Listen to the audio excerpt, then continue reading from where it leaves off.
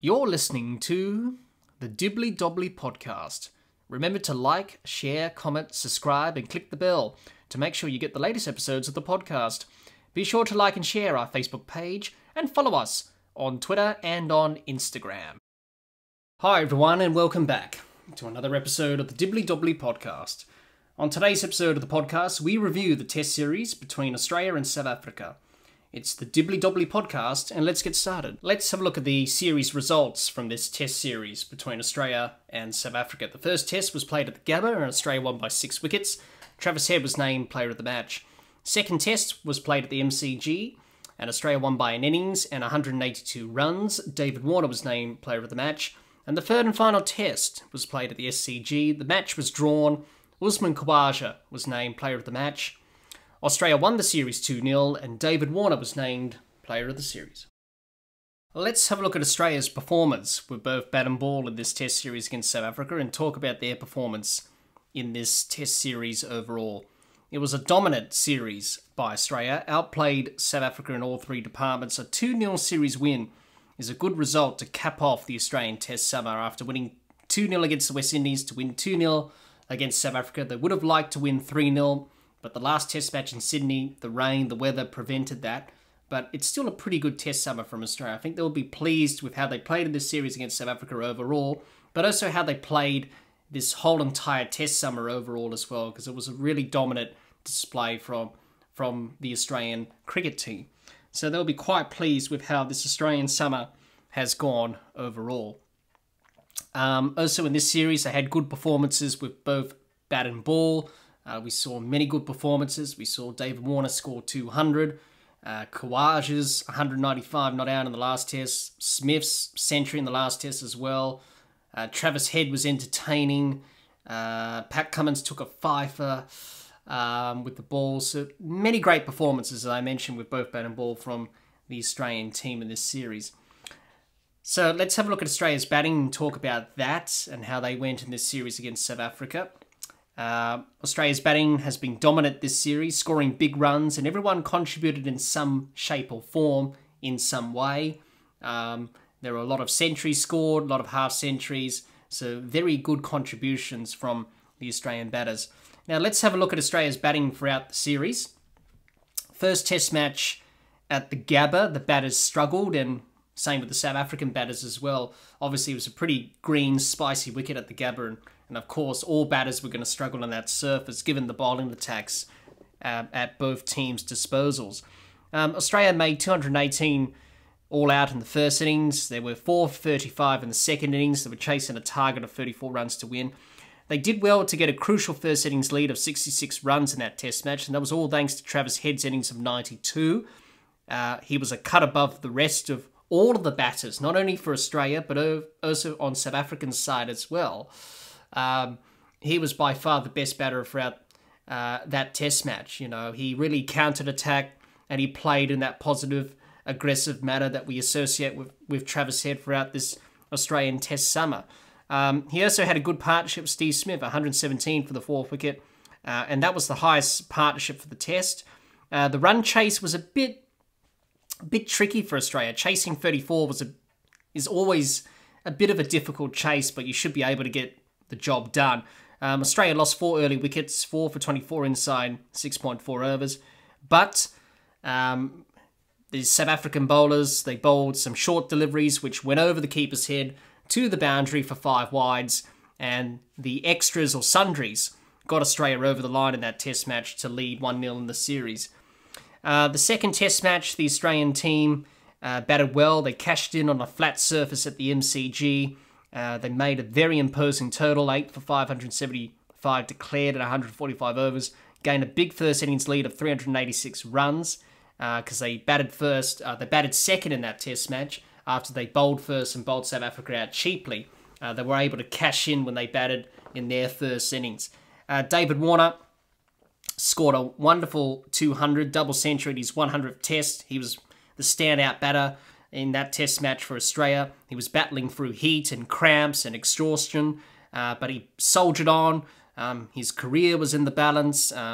People questioning about his future. He came out and he scored a magnificent double century there. So a very a well-deserved double century there from David Warner. And a magnificent innings, and probably one of the innings that we will remember for a long time. And then Alex Carey scored his maiden Test century, 111 he made. Great to see Alex Carey became the second wicketkeeper for Australia to score a Test century at the MCG. Obviously, the first one to do that was the late, great Rod Marsh, who did that in the Centenary Test in 1977. And then we saw Cameron Green score 51, which was a very gutsy knock from Cameron Green. He was battling through a broken finger that he picked up after copping a very brutal delivery from Ardrick Norkia, which smashed him on the gloves and broke his index finger. But he batted well. He supported Alex Carey to his century, and that was a good knock for Cameron Green. And Alex Carey said after, when he scored the century in that second test in Melbourne, he said, well, I couldn't believe Cameron Green walked out of the race. But Cameron Green doing the team thing, supporting Alex Carey to his maiden Test century, was great to see. Travis Head, he scored 51 off 55 balls and got Australia going in that Test match in Melbourne in the first innings. Just came in and just scored at a rapid rate again. No surprise from Travis Head throughout this series. Steve Smith contributed. He got 85 in that Test match, and he had a good partnership with David Warner there as well, over 200, which really set up Australia in this second test. As I mentioned, the Australian batters made the most of a flat, placid surface at the MCG, and they were able to grind the South African bowlers to the ground, basically, in very hot conditions. And the third and final test at the SCG, they dominated with the bat again, Australia, in a rain-affected test match at the SCG. No surprise. It always rains in Sydney this time of year. 4 for 475 declared, 131 overs was another imposing total for Australia. Usman Khawaja was outstanding, 195 not out. Obviously didn't quite get the double century. Pat Cummins had to declare to try and, force a victory if he can. And Australia were definitely pushing for a victory in this last test. So Usman Khawaja and Pat Cummins, they had that conversation. But at the end of the day, the team came first. And it was still a wonderful innings from Usman Khawaja, 195 not out he made there. Also Steve Smith, 104 he made, which was another brilliant knock from him. His first century of the series was brilliant to see Steve Smith really score a century in this series, because it wasn't really a dominant series from Smith. It was a quiet series up until this third test. But he was able to score that century. It was a record-breaking century as well. 30 test centuries for him in his test career. He equals Matthew Hayden on that tally of test centuries for Australia. Also climbed into 4th place on the all-time leading run scorers list for Australian Test cricket, going past Michael Clarke when he scored that century. So brilliant innings from Steve Smith. Travis Head, yet again, quick-fire 70 off 59 balls. Another high-scoring innings from him. Marnus Labuschagne chipped in with 79, which was his first 50 of the series. He had a pretty quiet series, Marnus Labuschagne, but he was able to contribute in some way. So that's how Australia went about things in the 3 test matches with the bat. Some of the standout performances and what they did. I think Australia will be quite pleased with how they batted in this series. They'll be very pleased with the consistency that they scored the runs at. They scored big first innings runs to put South Africa under pressure, which is the key in a test match, and it really showed. Let's talk about David Warner. As I mentioned, brilliant knock in Melbourne, 200, struggled. His career was on the line, but produced a good series performance, which was one of the highlights of the series with the bat for Australia. That 200 at the MCG for David Warner, and no doubt for David Warner, he will gain tremendous confidence from that going forward into the India series, which is to follow in February. Usman Khawaja had a quiet series up until that 195 in Sydney. His class is always Usman Khawaja. Good to see him in the runs, and he started 2023 off on a positive note with a century. Hopefully for him, he can carry on this heading into India. Marnus Labuschagne had a quiet series as well. Only scored 150 in the series, and that was in Sydney. But for Marnus, I think he'll be disappointed at how his series turned out. Only 109 runs at an average of 36. We usually expect bigger and higher numbers from Marnus. But he'll be disappointed. He'll be looking at ways to get better and improve. Steve Smith, he had a quiet series up until he scored that century at the SCG 104. He also scored an 80 odd in Melbourne as well. So we expected another dominant series from Steve Smith after what we saw in the West Indies series. But that wasn't to be the case in this series against South Africa, because South Africa bowled well to Smith at times. And he was really struggling at times as well, Steve Smith, but he was able to push through that and get the results that he wanted. So for Smith, definitely gaining some confidence from this series against South Africa. Hopefully he can transfer that into the big test tour for Australia, which is to India in February. Travis Head, growing in confidence. He's had a standout series, Travis Head, averaging 53, 350s. He just missed out on that century at the Gabba on a very green, lively wicket. But that innings from him was crucial for Australia in terms of winning that test match and leading the series 1-0. I think with Travis Head, we're seeing him grow in confidence. He's believing in his own game. He's going out there with a clear message that the Australian captain Pat Cummins has said to him, and also Andrew McDonald, the coach, and that's basically go out there, Trav, and express yourself. Play your natural game, be aggressive. We're not going to change that. So it's good to see Travis Head really play in that sort of manner. It's quite refreshing to see that. The biggest test for Travis Head is to try and convert that into overseas tours for Australia, this form. It's good doing it at home, but you've got to do it overseas as well. He's going to be tested in India and definitely in England for the Ashes, but I think Travis Head will be up to the challenge, and I think he will believe in himself that he can definitely get good results in India and also in England. But he had a pretty good series.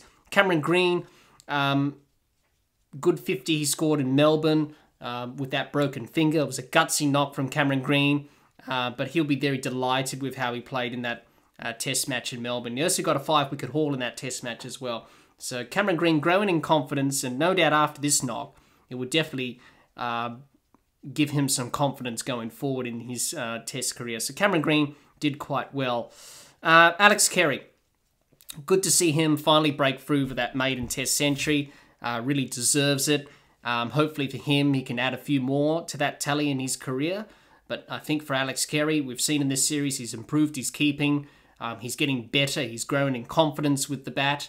And that's great to see from Alex Carey. Hopefully he can continue that going into what will be a big year for Australia in terms of the India Tour and also the Ashes and potentially WTC finals. So good to see Alex Carey really performing and doing his role as the keeper in this Australian Test side. So Australia's batting, just to sum it up overall, they did the basics well. They posted big scores on the board. They really put the South African bowlers under pressure. They built big partnerships, and they scored their runs consistently throughout the series, which is good to see from the Australian point of view. And everyone contributed in some shape or form. And even the tail enders, who are a lot better than the South African tail enders, Cummins, Lyon, Stark, etc., scoring runs as well and really making a valuable contribution to the team total. So, yeah, Australia's batting, they ticked all the boxes. I think they'll gain tremendous confidence from this series against South Africa and also this test summer as well, going into what will be a big year in test cricket for Australia, going to India and also the Ashes and potential WTC final in the middle of those two series. So no doubt Australia will gain tremendous confidence from this series against South Africa and also the West Indies series as well. But it's been a good summer with the batting side of things for Australia in Test cricket, and they were very dominant in this Test series against South Africa. Let's have a look at the Australian bowlers and how they performed in this Test series against South Africa with the ball. And it was a very dominant bowling performance from the Australian bowlers. It's a world-class bowling attack, as we know. Stark, Cummins, Hazelwood. You throw in Scott Boland, Cameron Green. Really complements the attack quite well. And they really tested the South African bowlers throughout this whole series. And it showed in the way they bowled. From the first test of the Gabba, Melbourne, Sydney, even though the last test in Sydney was a draw. But, you know, they really troubled the South African batters throughout the whole series. And it's good signs for Australia going forward into what will be a big year in Test cricket for Australia. That the bowling attack's firing, they're taking wickets, and they're bowling pretty well. So let's have a look at the bowling stats for Australia in this series. And Pat Cummins was the leading wicket taker, I should say, with 12 wickets. Lyon with 10, Stark with 8, Boland with 7, Green and Hazelwood with 5, and a wicket for Smith and Head. That's how the Australian bowlers went about things in this series with the ball. And let's have a look at Australia's bowling performance throughout the series. We'll start with the first test at the Gabba. The bowlers like bowling on that green spicy wicket at the Gabba. I think both bowling attacks, Australia and South Africa, would have licked their lips seeing that pitch. It was quite green, and no wonder the test match finished in 2 days, but it was some exciting cricket. They bowled South Africa out for 152 and 99 in that first test match. Pat Cummins took 542 in the second innings, and Australia were able to get the job done there in the first test at the Gabba. So the bowling attack really ticked some positive boxes there in that first test. The second test match in Melbourne, they bowled well on a flat, placid surface at the MCG. They bowled South Africa out for 189, 204 on a flat MCG wicket. Cameron Green took his first test 5-wicket haul, 5 for 27. Mitchell Stark bowled with a broken finger in the second innings. He went for a catch in the first innings, and the ball hit the edge of his finger, or the tip of the finger, and he had a broken finger. But for Stark to bowl through the pain and take a wicket in the second innings to contribute to Australia winning that test match was quite remarkable. Cameron Green couldn't bowl due to a broken finger that he picked up while batting on that horrible delivery that Nortje bowled at his gloves. But Australia's bowling attack was depleted in some way, with Green not bowling, Starkey bowling with an injured, broken finger. But they were still able to get the job done, and that's why this Australian bowling attack is probably the best in the world, because other bowlers can step up and do the job and really contribute to the team. So the second test match, their bowling was good. The third and final test match at the SCG, they toiled and fought hard on a very flat SCG wicket. Given the rain, the weather around, the pitch was under covers. Leading into the test match, many people thought it was going to turn square and spin like the old SCG wicket of yesteryear. So that's why Australia played 2 spinners in Lyon and Agar. They thought it was going to turn big. That wasn't to be the case because the covers were on the pitch. The sun wasn't baking the surface to make it drier and more conducive for reverse swing and spin. But the Australian bowlers were up against it, and time wasn't on their side. So it was going to be tough for Australia to take 20 wickets and force a result. But they gave it a crack, and they did very well. They bowled South Africa out for 255 in the first innings, before the follow-on target of 275, which was key for Australia to win this test match or have any chance of winning it. They got 2 wickets in the second innings and couldn't pick up the 8 more wickets to win. They ran out of time, and they had to concede. This test match was going to end in a draw. I thought Josh Hazelwood, he bowled really well on his comeback. 4 for 48 in the first innings, and he picked up a wicket in the second innings. Pat Cummins showed his class. No wonder he's the number 1 test bowler in the world. The spell he bowled late on day 4 was brilliant, where he got rid of Zondo. He set him up perfectly, bowling short balls around the wicket. Then he speared in the Yorker right on the pads and the base of the stumps. Was able to get him out LBW. Then he got rid of Kyle Verreynne soon after that, caught behind. So brilliant from Cummins there. Travis Head in this test match showed that he's better than a part-time bowler. His off-spinners were pretty effective and quite threatening, actually. So good signs there from Travis Head. So he's really proven his case to be the second or another spin option for Australia when they tour to India in February. Ashton Agar came back into the test side after a 6-year hiatus, looking to push his case for selection for India. Played as a second spinner here in Sydney. He didn't get a wicket. He did struggle a little bit. And the Australian bowlers got something out of the surface. They were able to get some reverse swing and some spin on a very flat SCG wicket. So that's the story of the Australian bowling throughout this whole series, and it was pretty dominant. A pretty good bowling attack, did the basics well.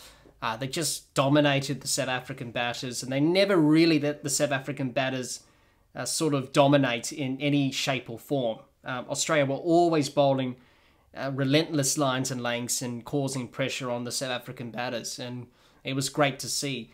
Pat Cummins was outstanding. Nathan Lyon was good. He picked up 10 wickets in the series. Mitchell Starc, in the first 2 test matches, he was good. Scott Boland only played 2 test matches. He was good, as always, the people's champ. Cameron Green deserved that 5-wicket haul in Melbourne. Josh Hazlewood got 5 wickets back on return. Even Steve Smith and Travis Head picked up a wicket in this series with their part-time spin of off-spin and leg spin. So the Australian attack's in a really good place. And no doubt there are going to be some bigger challenges for this Australian attack when they go to India, when they go to England, of course. But no doubt, this is a world-class bowling attack, and we saw that in this series. And it's very exciting to see what this attack can achieve going into those test tours of India, England, and WTC finals. So I think Australia, and I think Pat Cummins, will be very pleased with how the bowling has gone in this test series against South Africa, but also in this whole test summer as well, against the West Indies as well, and going into this series against South Africa. I think all the bowlers will be very happy about their efforts and performance throughout this Australian test summer, and also in this series against South Africa. Let's have a look at South Africa's performance with both bat and ball in this test series against Australia, and talk about their performance in this test series overall. A disappointing series, and were outplayed in all 3 departments, South Africa. 2-0 is a fair reflection on their performance in this series. Avoided a 3-0 series loss, but the rain and the weather in Sydney helped them out there. We knew their batting would struggle up against the Australian bowlers, and they were quite inexperienced as well. Lots of talk heading into this test series that their bowling would cause problems to Australia's batters. That wasn't the case, and they were quite underwhelming. So a very disappointing test series for South Africa, and quite an underachieving test series for them as well, given that South Africa have had great success in Australia on the last 3 test tours to Australia. Unfortunately, this one was a poor series. The batting, the bowling was quite poor, and it really showed throughout this whole test series. Now, let's talk about their batting and talk about how their batters went in this series. As we know, South Africa's batting was poor in the series.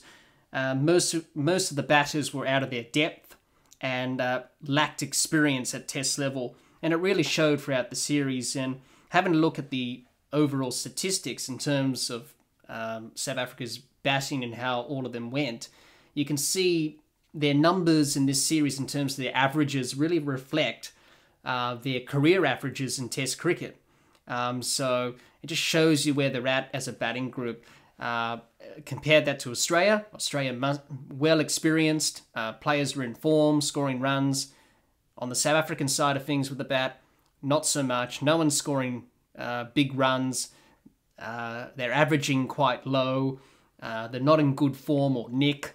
And it really showed throughout the series. So let's have a look at the stats with the batting. Temba Bavuma was the leading run scorer with 185. Verreynne, 168. Irvi, 112. Zondo, 81. Elgar, 56. De Bruyn, 40. Klaasen, 37. And Van der Dussen, 5. That's how the South African batters went about things in this test series against Australia. Now, let's have a look back at South Africa's batting throughout the series. We'll start with the first test match at the Gabba. They struggled on a green and spicy wicket at the Gabba. They were bowled out for 152 and 99. It was a bad toss to lose for South Africa. They were 4 for 27 inside 11 overs in the first innings, but Bavuma and Kyle Verreynne, the partnership of 98 for the 6th wicket, got South Africa to that 152 score, and at least gave them something to bowl to in that test match in the first innings. Kyle Verreynne was the standout batter for South Africa in that test match. He scored 64 off 96 balls in the first innings. He counter-attacked. He was by far South Africa's best batter in that test match. Also, Temba Bavuma batted well in that test match. He got 38 and 29 in both innings, but showed some fight and application, being one of the senior batters in the South African side. It was important for him to stand up in that first test, and he was able to do that. South Africans conceded a first innings lead of 66 runs, which set them back in the test match.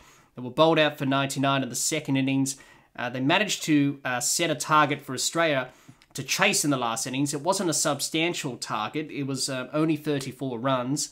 They had partnerships of 42 for the 4th wicket with Sondo and Bavuma, 30 for the 10th wicket for Sondo and Ngidi, helped South Africa to obtain that target of 34 runs, which wasn't enough in the end, but at least South Africa were able to set Australia something to bat and chase down in the last innings of that test match at the Gabba. And also Kaya Sondo batted well in the second innings. He got 36 not out off 85 balls. We then went to the second test in Melbourne. South Africa's batters failed to capitalise on a flat MCG wicket. After Cummins decided to bowl first, he gifted South Africa an opportunity to make big first innings runs. Unfortunately, they didn't do that. They were bowled out for 189 and 204. The first innings, there were 5 for 67 inside 28.3 overs. But the partnership between Verreynne and Jansen, 112 they added for the 6th wicket to help South Africa post that 189 score in the first innings. Verreynne and Jansen scored 50s and showed the other batters that it was a flat surface and pretty good to bat on at the MCG. They conceded a first innings lead of 386 runs. They were bowled out for 204, as I mentioned. Bavuma batted well in the second innings of that test. He got 65. There were 3 run-outs, and South Africa didn't do the basics well enough in this test match at the MCG. There were 3 run-outs. Dean Elgar was run out by Labuschagne in the first innings. Sondo was run out by Head in the second innings, and Maharaj was run out by Stark in the second innings. Also, poor backing up from Tinus de Bruin. He was warned by Mitchell Stark about that. Lack of desperation from the South African batters as well. So not a really good test match in the second test for the South African batters. And then the third and final test in Sydney, they showed some fight with the bat on a flat SCG wicket. They were bowled out for 255 in the first innings, and in the second innings, they were asked to follow on by Australia. They finished on 2 for 106. In the first innings, there was 7 for 167 in 74 overs. Looked like South Africa weren't going to get to the follow-on target of 275 because Australia needed to force the follow-on to try and force a result in that test match in Sydney, given the rain and the weather around. So they were in trouble at that stage, not looking like getting close to that target. But the partnership between Maharaj and Harmer of 80 for the 8th wicket nearly got South Africa to that 275 follow-on target. Unfortunately, South Africa weren't able to achieve that. They were bowled out for 255. They had to bat again, but they were able to hold on for a draw. Maharaj scored a 50 and Harmer scored 47. They had a good partnership, as I mentioned, but they showed some application, whereas the other South African batters didn't. As I mentioned, they were bowled out for 255. They were asked to follow on, but they held on for a draw, and they were able to draw the test match in Sydney. So that's the story about South Africa's batting, I should say, throughout this series. It was very poor, underwhelming, and nothing much to add on to that, really. It was very poor and lackluster. Well, let's talk about a few of the batters. We're not going to talk about all of them because pretty much I will say the same things for all of them, really. But I just picked out a few that I want to talk about. We'll talk about Dean Elgar, first of all, the South African skipper. A very underwhelming series. 56 runs, average of 9, highest score of 26. He struggled big time in this series. Didn't lead from the front as captain. He was caught down the leg side 3 or 4 times in this series. Just shows that he's got a bit of a problem there. Technical fault in his technique. But it was really poor from him. Didn't have a great series. He got run out of Melbourne. Just summed up his test match, really. It was really poor from him. So Dean Elgar, not a series for him to remember. Very poor series from the South African captain. Didn't really stand up when needed. I thought Kyle Verreynne and Temba Bavuma, the top 2 leading run scorers for South Africa, I thought they were the 2 best batters for South Africa.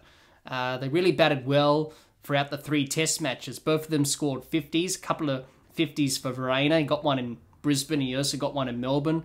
Bavuma got one in Melbourne as well. But they batted well throughout the whole series, whereas other batters for South Africa really struggled. So I thought they were the top 2 batters for South Africa in this series. So just to sum up South Africa's batting, before we talk about their bowling, a very poor series. Didn't do the basics well with the bat. They weren't able to apply themselves. They just struggled in all departments with the bat, and just lacking the 1%ers and not really doing the basics well enough. And it just showed, really. The inexperience showed. They didn't put big scores on the board. They only made 200 twice. That was in the second innings in Melbourne, and also the first innings in Sydney, which was their highest score of 255, and they batted for 108 overs. South Africa, a lot of work to do with their batting going forward. It's definitely an unexperienced batting lineup. They've got a lot of questions to ask themselves, but they would have learned a lot from this Australian tour. Where do they go wrong? How can they fix it? They've got to really fix it quickly, because they can't continue with this sort of batting in Test cricket. Otherwise, they're just going to struggle all the time. But for South Africa, not a series for the batters to remember. It was a very poor, underwhelming series. They'll be disappointed. They would have wanted to do better, but unfortunately, they weren't able to cope with the pressure caused by the Australian quality bowling attack. So South Africa, overall, their batting was very poor, very disappointing, and they've got a lot of work to do to try and rectify that. Let's have a look at South Africa's bowlers and talk about their performance in the series. Now, we know South Africa have a world-class bowling attack, and were expected to cause some problems in this series against Australia's batters. That was the big talk going into the series. But that didn't eventuate, that didn't happen, and they were quite underwhelming. So let's have a look at stats from the South African bowlers in the series and how they performed. Leading wicket taker was Kahisa Rabada with 11 wickets, followed by Nortje with 7, Jansen with 4, Ngidi with 2, and Maharaj with 1. That's how the South African bowlers went about things with the ball in this series. Now, let's have a look at South Africa's bowling performances throughout the 3 test matches. We'll start with the first test in Brisbane. Made use of the bowler-friendly conditions on a very spicy and green wicket at the Gabba. They bowled Australia out for 218 in the first innings. They had Australia 3 for 27 at one stage, but they failed to capitalise on that. Travis Head, Steve Smith, the partnership of 117 for the 4th wicket, got Australia into a good position in the first innings with a crucial first innings lead. And that made it tough work for the South African bowlers. In the second innings, they were able to get some sort of a target to set Australia, which was 34 runs, but that was always going to be tough for the South African bowlers to defend that, even though it was a very spicy green wicket and all things were happening on that surface. Batters were really struggling on that surface, and no wonder the test match ended in 2 days. But it was always going to be tough. But Kahisa Rabada led from the front, and he got 4 for 13 in that second innings, and that was a moment for South Africa just to sow the seeds of doubt into the Australian batter's mind for the rest of the series. Just saying, we're here, we're going to take it up to you, we're going to cause some problems. So Australia were able to get over the line in that test match, all thanks to the underrated player in the series, which was extras in that test match for Australia. The second test match for South Africa, their bowlers toiled hard on a flat MCG wicket. They couldn't bowl Australia out. They conceded a big first innings total of 8 for 575 declared by Australia, and that wasn't good. The South African bowlers had to bowl in extreme hot conditions on day 2 after their batters couldn't last one day of batting, really, and that was the story for South Africa throughout the series, that their batters couldn't bat for long periods of time. In this test match, I thought Anrich Nortje was the standout. He took 3 for 92, and he bowled quick. He got Travis Head and David Warner out on consecutive deliveries, and all the other bowlers in that test match struggled with the heat. They weren't really looking their best. I thought Marco Jansen bowled well in that test match as well. He bowled a very good spell to Steve Smith, which Steve Smith was really troubled by that spell. And Jansen pretty much had Steve Smith on toast. So that was a good highlight for South Africa in that test match, that Jansen, a youngster, coming through early part of his test career, he was able to cause one of the best batters in the world some difficulty and trouble. and have him under pressure. The third test match of the series, once again, the bowlers struggled at the SCG. They bowled well at the start of the Australian innings to keep the runs down, but conceded another big first innings total, this time a 4 for 475 declared. They got Warner out cheaply, then Labuschagne for 79 to have Australia 2 for 147 in that first innings of that third test. But Usman Khawaja 195 not out, Steve Smith 104 and Travis Head 70 not out, made South Africa pay and pretty much put on big partnerships, and the test match was out of reach for South Africa. I thought in this test match, Nortje and Janssen bowled well. They showed some good signs as they did in Melbourne. The other bowlers were poor. South Africa played 2 spinners, and Maharaj and Harmer. Both of them didn't really quite do the job for the team. Maharaj picked up his first wicket of the series in that test match. That was Steve Smith, caught and bowled for 104. To be honest, Maharaj hasn't been that threatening throughout this whole series. And I thought Simon Harmer, who came in for that test match, that last test in Sydney, I thought he was more effective than Maharaj. So South Africans bowling in the last test match was poor once again, as was the first 2 test matches. It's just the way it was for South Africa in this series. Their bowling didn't quite click and didn't quite perform on a consistent basis. And that's the disappointing thing, because Rabada, Nortje, Janssen, Ngidi, they're all good bowlers. And Maharaj, his record's pretty good. He's got 150-odd test wickets, but they weren't performing at their best, and they were quite disappointing throughout this whole entire series, South Africa, with their bowling. Rabada was disappointing. He didn't really turn up in the second or third test matches in Melbourne and Sydney. He looked a little bit flat. He looked negative in his body language. He wasn't really effective. Ngidi, on the other hand, he only played 2 test matches in Brisbane and in Melbourne. He got dropped for the last test in Sydney because South Africa went for the 2-spinner approach with Harmer and Maharaj.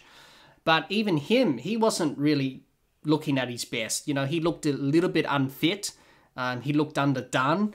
He was fatigued and tired, especially in Melbourne. So he wasn't quite at his best. Maharaj struggled in Australia. It's a very tough place to bowl finger spin. And that's why Australia are very grateful to have Nathan Lyon. And Nathan Lyon's record in Australia as an off-spinner is pretty good. Maharaj, he struggled. He struggled with trying to contain the runs. The Australian batters were looking to attack him and put him under pressure, as we've seen from Australia over the last couple of summers now. This summer, and also last summer in the Ashes, when they attacked Jack Leach, the spinner, putting the opposition spinner under pressure. And that's what they did with Maharaj in this series. And no wonder Maharaj only took 1 wicket in the series, because he wasn't really effective at all. He was pretty defensive, and he wasn't really threatening. I thought Marco Janssen was pretty good for South Africa in this series. He's a youngster. He's coming through the ranks. But the spells that he bowled in Melbourne and also in Sydney as well, he was troubling Steve Smith. And that was a good battle to see. So good signs here for Janssen. But I thought the number 1 bowler for South Africa was Anrich Nortje, even though he wasn't a leading wicket taker and all that stuff. But I thought he bowled good pace. He kept steaming in. He was in your face. He was bowling fast and rapid, very good bowler. And no one else could go with him. No one else could support him. But I thought Anrich Nortje, my word, no wonder he's a good bowler. He just keeps coming in, doing his role for the team and helping the team out. And unfortunately, he couldn't help South Africa more than he did, because the other bowlers needed to back him up, but they couldn't do it. So overall, a very disappointing bowling performance from South Africa in this series. Quite underwhelming. They underperformed. They weren't at their best. They'll be disappointed by that. They'll be hoping for a better performance in the next test series that they play. But for the South African bowlers, they just didn't do the basics well enough than the Australian bowlers. The Australian bowlers did the basics well enough with the ball. South Africa, they lacked that. They weren't consistent. They were inconsistent. We saw glimpses of what they can do and the brilliance that this bowling attack can produce. We saw that at the Gabba. We saw a little bit of that in Melbourne and also in Sydney, but we didn't see it on a consistent basis. So very disappointing for South Africa. And no doubt all the South African bowlers would be very disappointed about their performance in this Test series. It was a dominant performance from Australia in this Test series against South Africa. Winning 2-0 reflects how well Australia played in this series and shows how poorly South Africa played. Australia will be pleased with how they played in this series. They produced some good performances with both bat and ball. Also, this series win breaks a long drought, and for the first time since 2005-06, Australia have won a Test series against South Africa at home. South Africa will be disappointed with how they played in this series. Outplayed in all three departments, their batting struggled against the Australian attack, and their bowlers struggled, and didn't show us why they are one of world cricket's great bowling attacks.